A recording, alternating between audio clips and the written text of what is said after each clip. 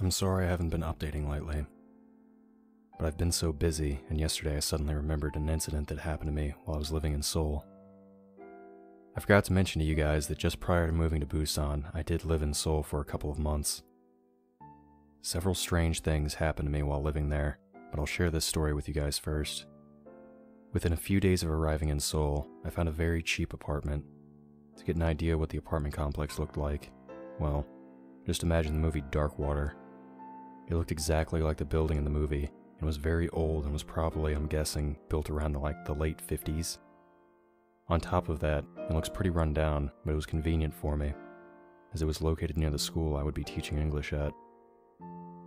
I occupied an apartment on the 14th floor, and a week before I moved in, the previous tenant had left without ever telling the landlord, and even leaving all of his stuff behind.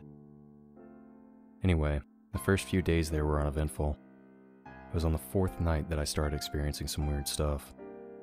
I had to get up early the next day, so I decided to go to bed early. Well, around 11:30, something woke me out of my sleep. As my eyes were adjusting to the dark, I could clearly see a figure of a man standing at the foot of my bed, and he was staring at me. Scared, I quickly reached for the lamp next to me, and as soon as I switched it on, the man was gone. It was around this time I started to notice a foul odor lingering on my floor. It was like nothing I've smelled before. The closest I could describe it is raw meat that's been left out of the refrigerator for several days. I couldn't quite pinpoint where it was coming from, and it seemed to be contained on the 14th floor. I notified my landlord after a few days, and he simply said to me it was an old building that they were having issues with sewage backing up in some of the old units. Oh, did I mention? He spoke English. Anyway, after living there for nearly a week, I began to hear loud banging coming from the apartment next door. It was a thud-thud at first. At first, the bangs were subtle, but they began to get progressively loud, like somebody was continuously punching them. Finally, after a week of this nonsense, I got fed up and notified my landlord. This time, he actually came up to my floor so that he could check out the apartment, but after a thorough search, he found nothing. Eventually, the banging stopped next door and I had several days of peace, although it wouldn't last long. I just got home from work, and I was in the lobby waiting for the elevator, and despite the building being old, the elevators were fairly modern. There were monitors mounted next to each of the elevators, and you could see whoever was riding them. Anyway, as I was waiting for the elevator to arrive, I was bored, so I began to stare at the monitor, and that's when I saw the man. He looked Korean and appeared to be in his early 30s. He was very handsome wearing a suit, and he reminded me of one of those K-drama actors. I continued watching him on the monitor until the elevator arrived, and when the doors opened, it was empty. How could that be? I was watching him the entire time, but now he's gone? I was shaking, and I was on the verge of tears, but I still had to take the elevator because the fire escape was locked.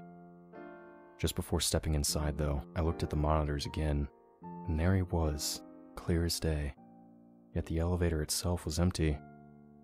I was seriously freaking out as I was trying to find a rational explanation, but concluded that this was probably a glitch in the monitor. Besides, I wanted to hurry up and get home to the safety of my bed. As the elevator was getting closer to my floor, it suddenly got really cold, and that was when I heard someone whistling next to my ear. It didn't sound like a happy whistle at all, but more sinister. Regardless of how it sounded, it didn't matter to me at all, because all I wanted to do was get the hell out of there as quickly as possible. I began to press all the buttons in a panic. When I heard the ding indicating we arrived on my floor, I quickly exited the elevator. I was going to make a mad dash to my apartment, but something stopped me. To confirm my fears, I slowly turned around and saw that the man was now back inside the elevator.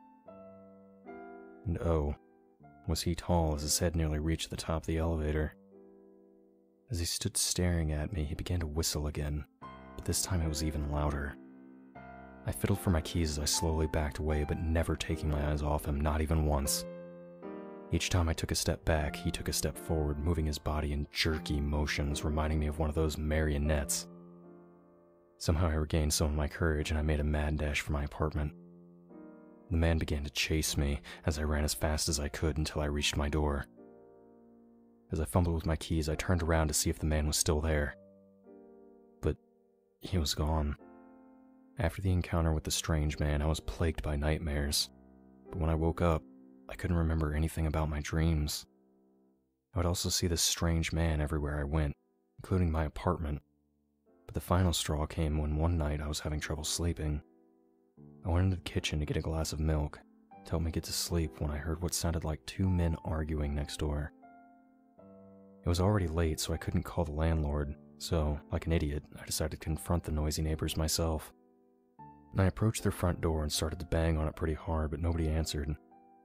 I knew they were in there because I could still hear them arguing. "I know you're in there. It's late and I'm trying to get some sleep, so you could please keep it down, or I'm calling the police," I shouted at them. That's when I heard a man yelling, like he was being hurt, and I started to bang on the door, but just as it started, it stopped. I was so scared. After several hard kicks to the door, I finally opened it. As I entered the apartment, I was hit by the same foul odor from before, which caused me to gag. On closer inspection of the apartment, I realized that it was empty, and judging by the state of it, had been for probably a while. At this point, I was seriously freaking out because where did the voices come from? Anyway, I noticed that the layout was similar to mine, so I was able to navigate through without any trouble. I began searching the rooms, starting with the living room, the kitchen, then the bedroom. All the rooms were clear until I searched the bathroom and found the source of the odor. As you can imagine, I started to scream. In the tub lay a decomposing body of what I guessed is a man, and it appeared to have been there for a while. After the police arrived, my landlord arrived too, and they questioned both of us. Fortunately, they were able to find the driver's license of the man, and the landlord was able to positively identify him as the previous tenant. Eventually, the police showed me the man's driver's license, and when I saw it, I froze because, you see, it was the same man from the elevator. I found out later that his name was Mr. Kim. He apparently had a gambling problem and he owed money to several people. Anyway, I had never found out how he died, but on a side note, after discovering Mr. Kim's body, I lived there for another month, and I never had anything weird happen there again. Oh, did I mention? The landlord told me that while I was there, I was the only tenant living on the 14th floor. Now that's scary.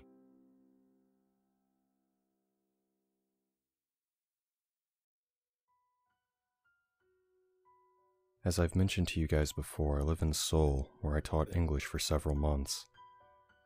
To get an idea what the school where I taught looked like, well, just picture the school in the movie Death Bell, and you'd get this school.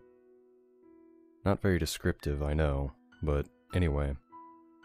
It was way larger than the one in Busan, and had a lot more buildings that were no longer in use except for storage. From the moment I started teaching at this school, I began experiencing weird shit. The morning of my first day at the school, I decided to check out my classroom before my class was to start.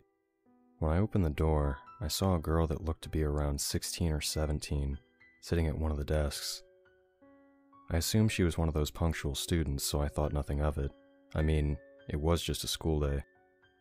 Anyway, I said good morning to her but got no reply, so I thought maybe she was just shy.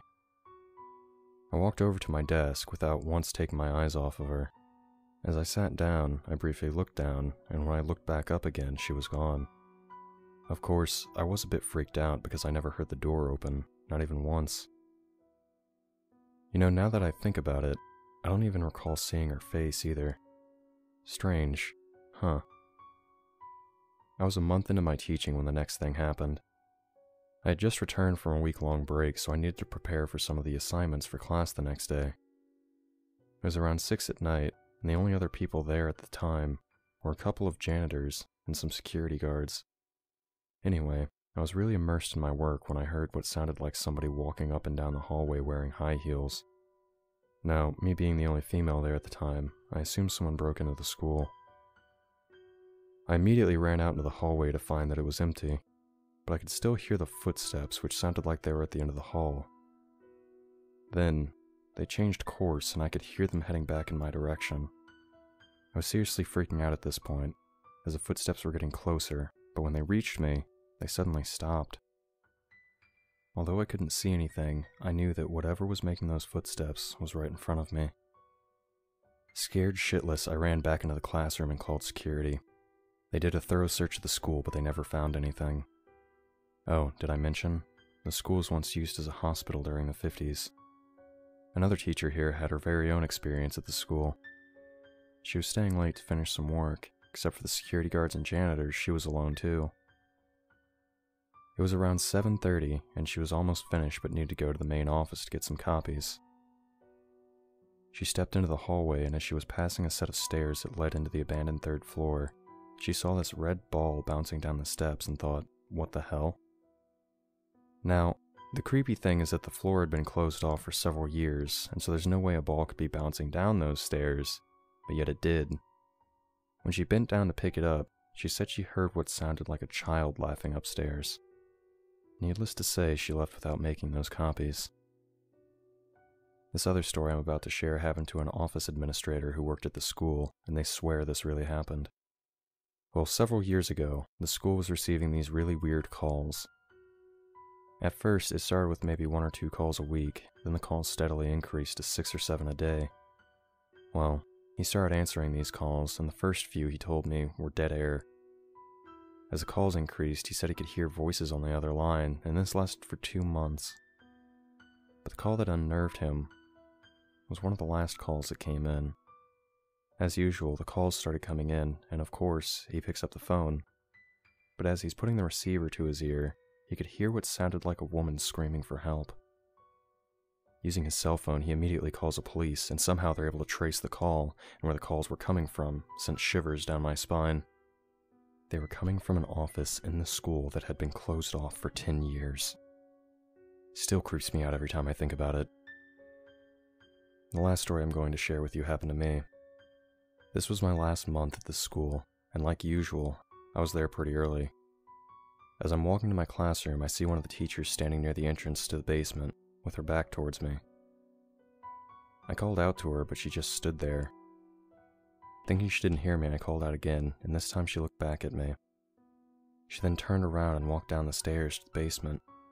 Something seemed off about her, as she was usually a very lively person, so crazy me decides to follow her down to the basement, and despite there being minimal lighting, I could see her in front of me. She continued to walk down the stairs and into the very dark hallway.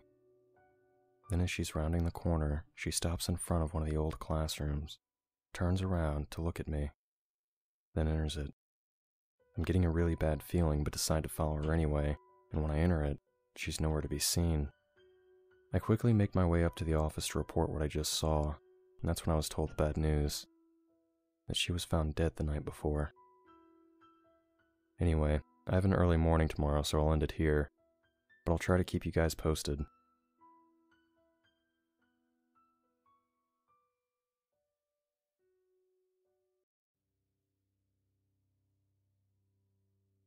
Okay, here's another strange encounter I'd like to share with you.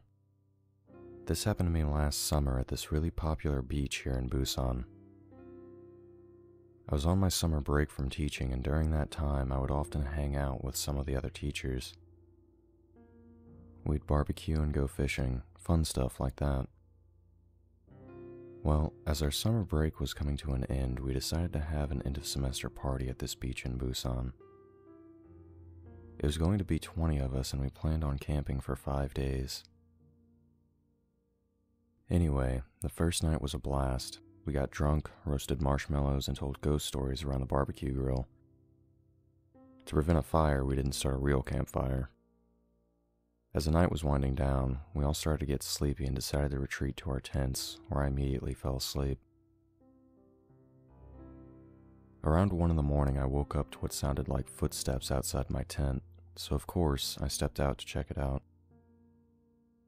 That's when I see one of the other English teachers, a guy named John, who's from Canada, standing near the water with his eyes transfixed on something. I called out to him, but he didn't answer. I watched him for several minutes until he finally turned around and walked back to his tent without even saying a word to me.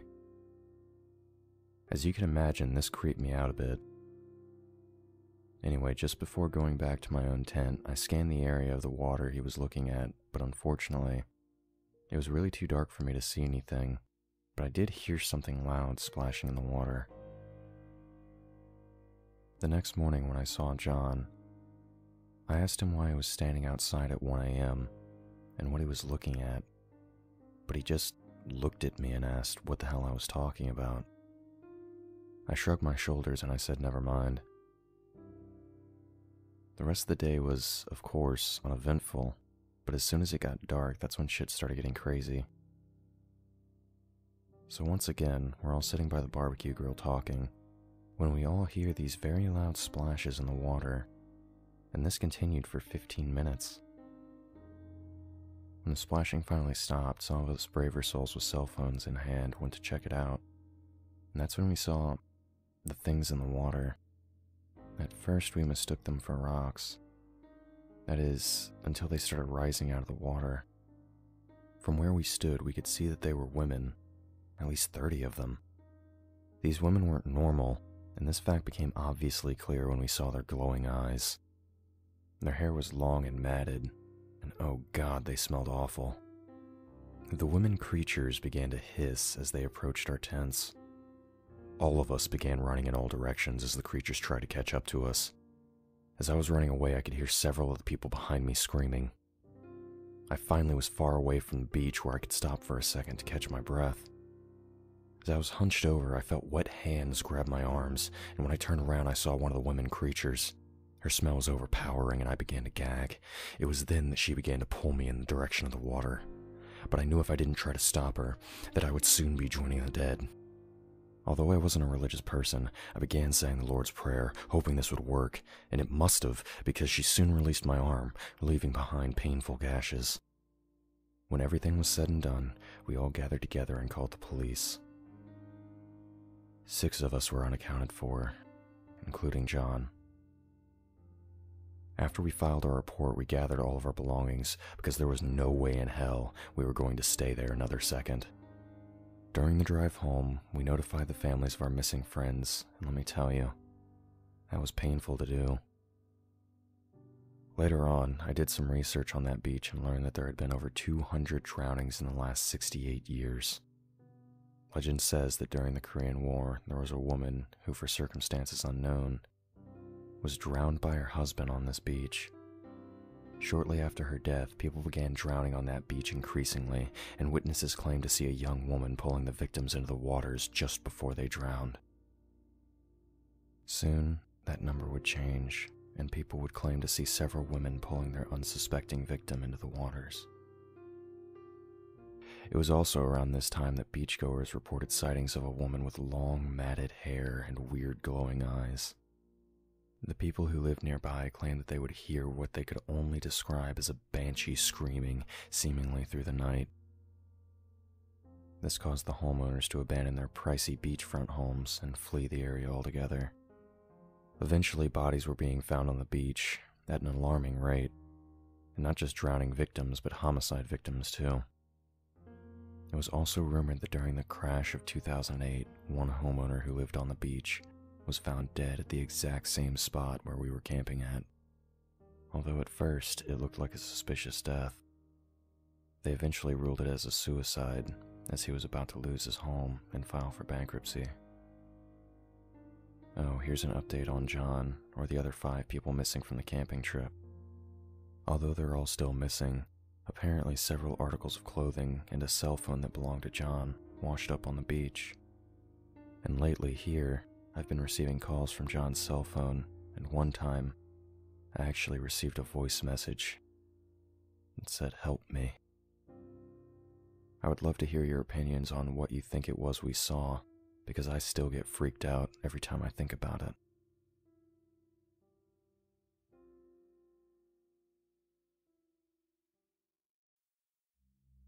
Chronicler here. I would like to thank Gdokim for allowing us to tell their story. If you want to hear more of their story, make sure to subscribe to stay updated on our videos.